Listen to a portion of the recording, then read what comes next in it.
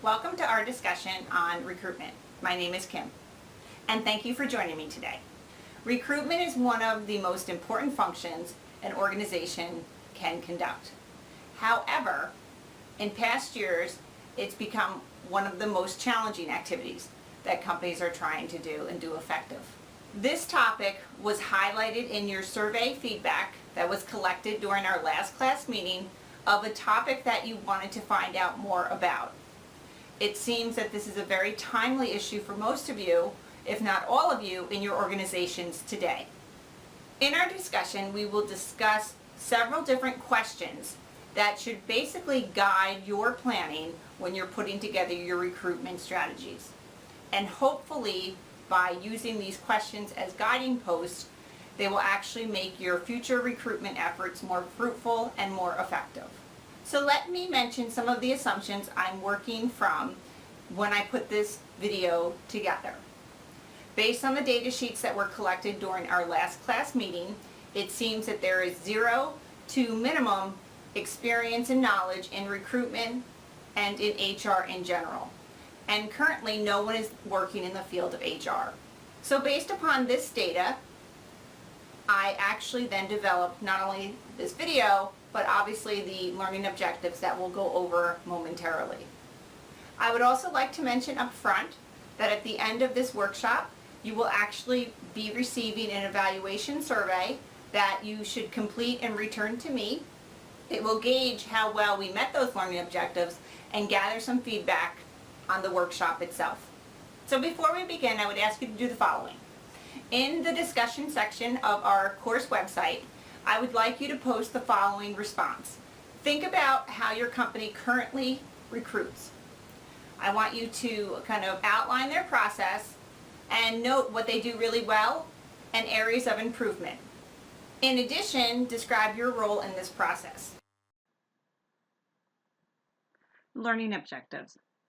After this workshop, the participants should be able to define what recruitment entails, describe the different options to source for applicants, explain the difference between external and internal recruitment, identify different internal and external recruitment approaches, describe why evaluation is important in recruitment. These learning objectives were created after reviewing the data sheets you completed during our last class together about your experience and knowledge in recruitment and in HR in general. Recruitment is the identification and attraction of individuals to the openings in your company. The first component is identification, where you have identified the knowledge, skills, and abilities that should be found in the applicants, and you identified where such applicants can be found. The second component is attraction. This is where you need to create the awareness that you have openings at your organization, and you need to figure out how you will make these openings attractive to applicants so they will want to apply. Recruitment is important. The trend has been for recruiting activities to be handled by non-human resource staff in their respective departments. You can add value by becoming involved in this process. One of the first decisions you need to make is who you will target for the openings based on the knowledge, skills, and abilities you need. This is known as sourcing. There are 3 distinct groups to consider: active job seekers, semi-passive job seekers, and passive job seekers. Each will be addressed. As we go over each one, which one best describes you currently? In addition, what does your company attract for the current position that you hold? Active job seekers are actively searching for job opportunities. This could be a college grad looking for their first job. It could be an individual looking to switch jobs, or even an individual looking to change careers. Usually people in this group are looking for new employment opportunities on a daily basis. Semi-passive job seekers are occasionally looking for other employment opportunities. They may look once or twice a week, once a month, but not on a daily basis. Passive job seekers are not actively seeking other employment opportunities, but could be lured away if the right opportunity presented itself. A good example here would be what Microsoft has experienced over the last few years. Microsoft started to lose key employees to one particular company. These employees were at Microsoft for a long time, very loyal, and never thought of leaving. However, they received an enticing job offer at another company for 3 times the salary they were receiving already at Microsoft. What would you do? Pause the video and post your thoughts on the discussion board. Do you know who the current company I'm talking about is? The company offering such unheard of job opportunities is Google. This has gotten so bad at Microsoft that supposedly a question is being asked during the exit interviews when a employee leaves the company if they're actually leaving Microsoft for Google. We've talked about some sourcing options. So once again, where are you going to find the applicants for your jobs? So once again, let's go over some questions and just make sure that you're comfortable with the concepts and once again the application. So I just have a few questions for you. So question number 1, Microsoft devotes 95% of its recruiting budget to attract what particular group out of the 3 sourcing groups that we have gone over? Question number 2, Enterprise Rent-A-Car is actively recruiting management trainees. So they want to attract them from one predominant group. So once again, out of the 3 groups that we have discussed, which one would you choose? So take a moment, think about your answers. You can pause the video and then we'll go back through the correct answers. So here are the answers to the questions. Microsoft allocates 95% of its recruiting budget to attract passive job seekers. Enterprise looks for active job seekers for their management trainee program. And then here is your assignment. Your assignment is to provide examples of positions in your own companies where the target applicants would be 1, passive job seekers, 2, semi-passive job seekers, and 3, active job seekers. This will be posted in our course discussion section. Once again, you may have one position that addresses all 3 of these. You may have one specific position that comes to mind for each group. You may have one position that addresses 2 groups, so it really will vary based upon your own experience. I do look forward to reading your examples online and encourage you to keep up the good work.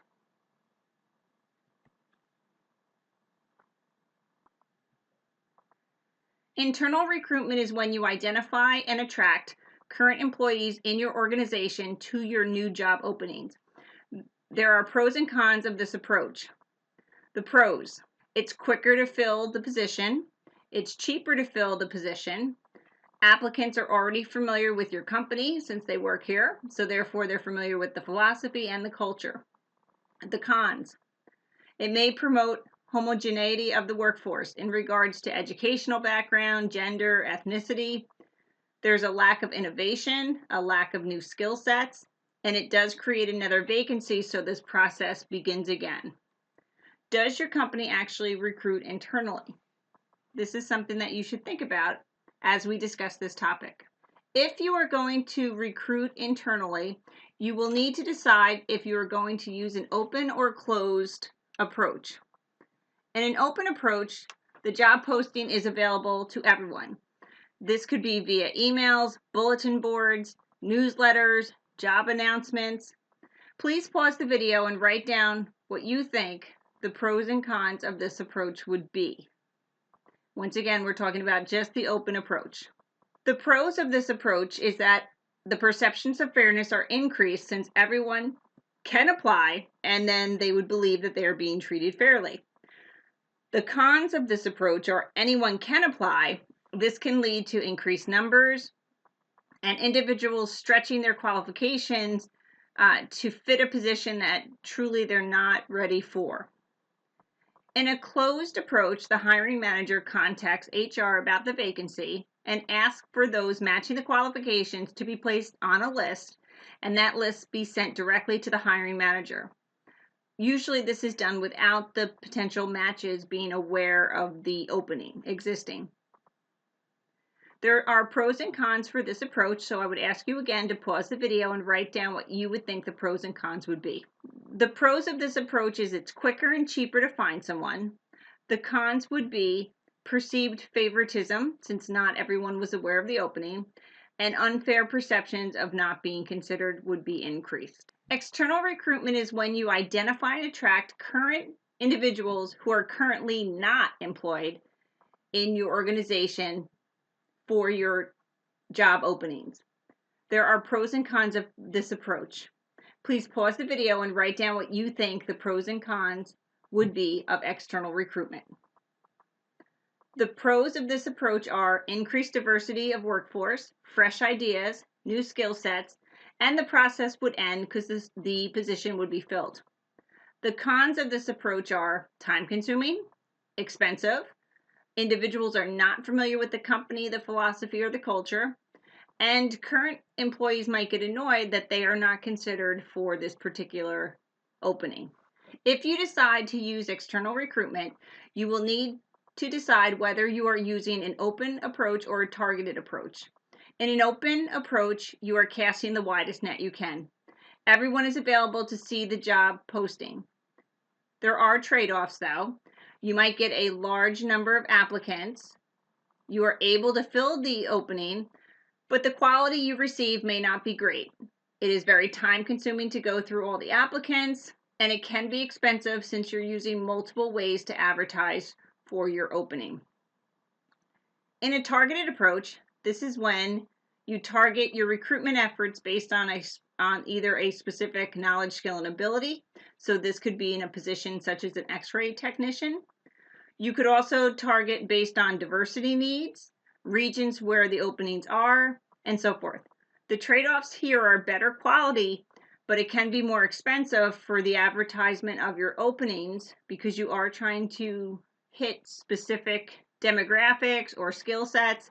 So therefore, it might take longer to actually conduct your recruiting process.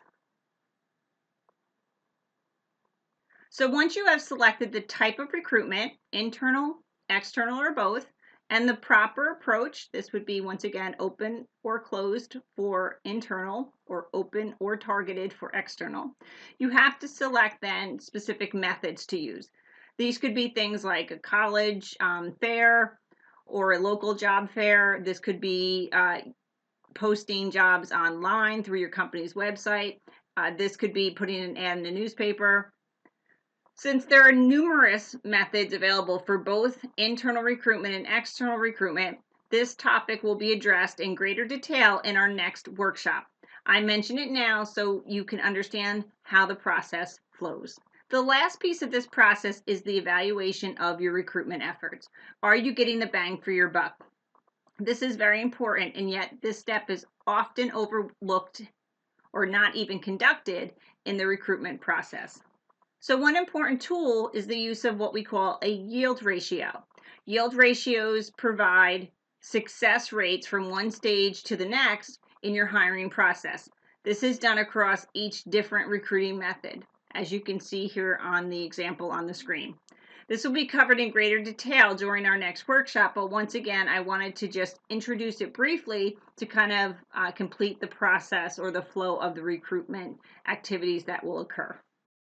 So we have talked about the different recruiting types, internal recruitment versus external recruitment. So let's just kind of go over and do a check-in, just make sure that you're okay with the concepts and then your application of these concepts. So I would ask you to go into the discussion section of our course website and describe a position in your company where internal recruitment would work best.